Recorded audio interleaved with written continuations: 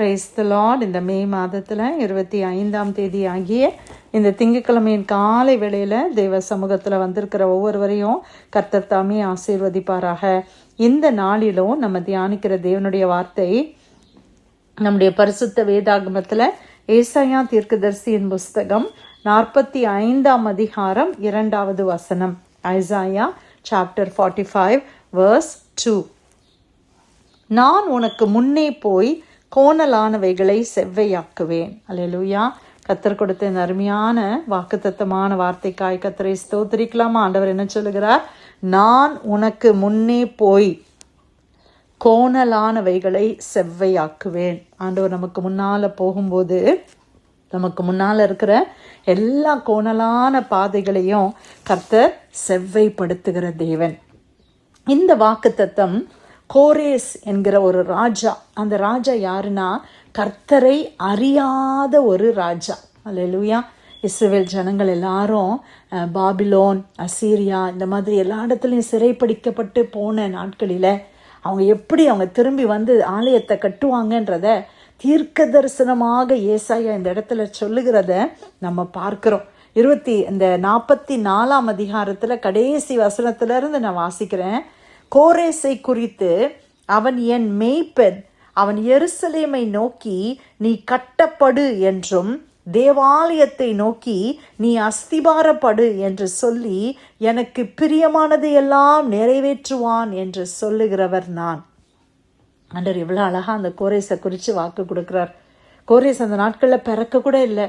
ஆனால் ஆண்டவர் சொல்றார், இப்படி ஒரு ராஜா வருவான், அந்த ராஜா எனக்கு மேய்ப்பனா இருப்பான். அவன் என்ன செய்வானா, எருசலேமை நோக்கி அவன் என்ன சொல்லுவானா, கட்டப்படு என்று சொல்லுவானாம். தேவாலயத்தை நோக்கி நீ அஸ்திபாரப்படு என்று சொல்லுவானாம். எனக்கு பிரியமானதையெல்லாம் அவன் நிறைவேற்றுவான். எவ்வளோ அருமையான ஒரு வாக்குத்தத்தம் கோரேசை குறித்து ஆண்டவர் சொல்றாரு.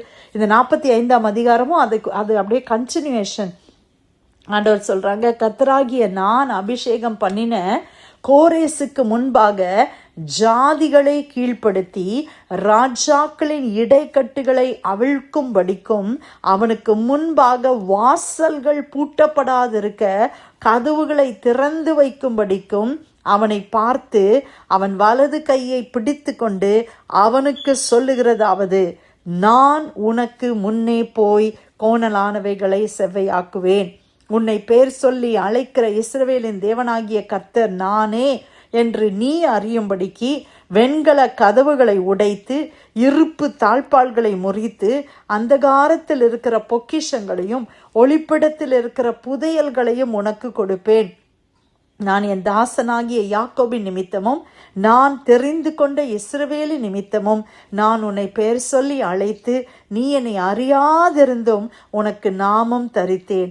நானே கர்த்தர், வேறொருவர் இல்லை, என்னை தவிர தேவன் இல்லை, என்னை தவிர ஒருவரும் இல்லை என்று சூரியன் உதிக்கிற திசையிலும் அது அஸ்தமிக்கிற திசையிலும் அறியப்படும்படிக்கு நீ என்னை அறியாதிருந்தும் நான் உனக்கு இடைக்கட்டு கட்டினேன். நானே கர்த்தர், வேறொருவர் இல்லை. அல்லேலூயா. ஆண்டவர் எவ்வளோ தெளிவாக பேசுகிறாங்க. இந்த ஆண்டவரை அறியாத கோரேஸ் தான்.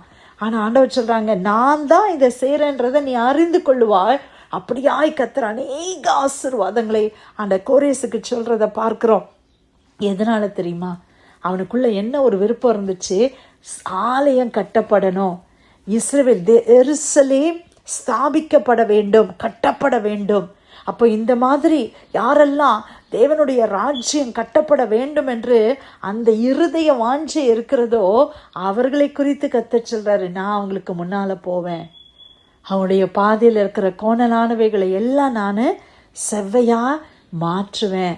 வெண்கல கதவுகள் அவர்களுக்கு முன்பாக இருக்கலாம், இருப்பு தாழ்பால் இருக்கலாம், அதையெல்லாம் நான் என்ன செய்வேன், உடைப்பேன் என்று கர்த்தர் சொல்றத முறித்து, அதை உடைத்து, அதை முறித்து அந்த காலத்தில் இருக்கிற பொக்கிஷங்கள், புதையல்கள் எல்லாவற்றையும் நான் கொடுப்பேன்னு சொல்றார். அல்லேலூயா. கர்த்தருக்குள்ளே நம்ம வாஞ்சியா இருக்கும்போது பிரியமானவர்களே, தேவ ராஜ்யத்தை குறித்த ஒரு வாஞ்ச, ஒரு வைராக்கியம் நமக்கு இருக்கும்போது கர்த்தர் நமக்கு எல்லாவற்றையும் அவர் செய்து கொடுக்கிற தேவனாய் இருக்கிறார். அல்லேலூயா. ஆண்டவர் இன்னைக்கு நமக்கு முன்னால ஆண்டவர் கடந்து போகிறாங்க. அல்லேலூயா. எத்தனை பேருக்கு அது பெரிய ஆசீர்வாதம். ஆண்டவர் நமக்கு முன்னால் கடந்து போனால் எப்படி இருக்கும் யோசித்து பாருங்கள். நம்ம வாழ்க்கையில் நமக்கு முன்னால் ஒருத்தங்க போகிறாங்க, அவங்களுக்கு பின்னால் போகிறது எவ்வளோ ஒரு ஈஸி இல்லை? சில நேரத்தில் நம்ம பயப்படுகிற நேரம், இல்லை ஏதோ ஒரு ஏதோ நம்மளுக்கு தெரியாத ஒரு பாதை, இல்லை நம்மளுக்கு ஒரு யாரோ ஒரு கார் நம்மளுக்கு முன்னால் கைட் பண்ணி போனால் நம்ம என்ன சொல்கிறோம், அப்படியே ஈஸியாக ஃபாலோ பண்ணிகிட்டே போயிடுறோம் இல்லையா? இப்போ ஆண்டவர் நமக்கு முன்னால் வாழ்க்கையில் போகிறது எவ்வளோ ஒரு ஆசீர்வாதம் இல்லை? நம்ம தெரியாத பாதைகள் வழியாய் போகும்போது, ஆனால் குறுகலான பாதை வழியாய் போகும்போது, செங்குத்தான பாதை வழியாய் போகும்போது, கடினமான பாதை வழியாய் போகும்போது யார் நமக்கு முன்னால் போகிறா? கர்த்தர் நமக்கு முன்னால் போகிறாங்க. அப்புறம் நம்ம நினைக்கலாம், இந்த பாதையெல்லாம் நான் எப்படி கடப்பேன்னு தெரியலையே அப்படின்னு யோசிக்கிறோம். ஆனால் ஆண்டவர் நமக்கு முன்னால் போய் எல்லாத்தையும் ஆயத்தம் பண்ணுறாங்க. கோணலானது எல்லாம் செவ்வையாக்கி எல்லாத்தையும் அழகாக நம்மளுக்கு ரெடி பண்ணி கொடுக்குறாங்க, நம்மளை ப்ரிப்பேர் பண்ணி கொண்டு போகிறாங்க. பிரியமானவர்களே, ஆண்டவர் எவ்வளோ நல்ல தேவன். சில நேரத்தில் நம்ம நினைக்கிறோம் நம்ம தனிமையாக இந்த பாதையில் போகிறோம். இல்லவே இல்லை, கர்த்தர் உங்களுக்கு முன்னால் போகிறாரு. ஆண்டவர் உங்களுக்கு முன்னால் போகிறனால தான் நம்மளால் தைரியமாக போக முடியுது. இல்லைன்னா நம்ம பர்சனாலிட்டிக்கெல்லாம் இதெல்லாம் எப்படி என்னால் செஞ்சேனே தெரியலையே, எப்படி இந்த பாதையை நான் கடந்தேனே எனக்கு புரியலையே அப்படின்னு எத்தனை பாதைகள் நம்முடைய வாழ்க்கையில் இருக்குது. அந்த பாதைகளிலெல்லாம் யார் தெரியுமா நமக்கு முன்னால் போயிருக்கிறா? கர்த்தர். அல்லேலூயா. அவர் தான் அந்த கோணலானவைகள், எத்தனையோ சூழ்நிலைகள் கோணலாக இருந்துச்சு, அதையெல்லாம் ஆண்டவர் செவ்வையாக்குனாங்க இல்லையா? அதே கர்த்தர் இன்றைக்கும் நமக்கு ப்ராமிஸ் பண்ணுறாரு. ஐசையா 45:2 நான் உனக்கு முன்னே போய் கோணலானவைகளை செவையாக்குவேன். ஆமே. இன்னைக்கு நம்மளுடைய ஜபம்லாம் அதுதான். ஆண்டவரே, நீங்கள் எனக்கு முன்னால் போங்க. பாதையெல்லாம் கோணலாக இருக்குது, இந்த சூழ்நிலையெல்லாம் வித்தியாசமாக இருக்குது, மனிதர்களுடைய எண்ணங்கள் வித்தியாசமாக இருக்குது, நீங்கள் போனாதான் இதெல்லாம் சரியாகும் ஆண்டவரே அப்படின்னு நீங்கள் ஆண்டவர்கிட்ட ஒப்பு கொடுத்துட்டு நீங்கள் போங்க. எல்லாவற்றையும் ஆண்டவர் செவ்வையாக்கி கொடுப்பார். ஹல்லேலூயா. ஆமென். நிச்சயமாக நடக்கும். பிரியமானவர்களே, கர்த்தர் கொடுத்த இந்த அருமையான வார்த்தைக்காக ஆண்டவருக்கு நன்றி செலுத்தி இந்த பிரேயர்லைனில் வந்திருக்கிற யாராவது நம்ம ஜெபிக்கலாமா?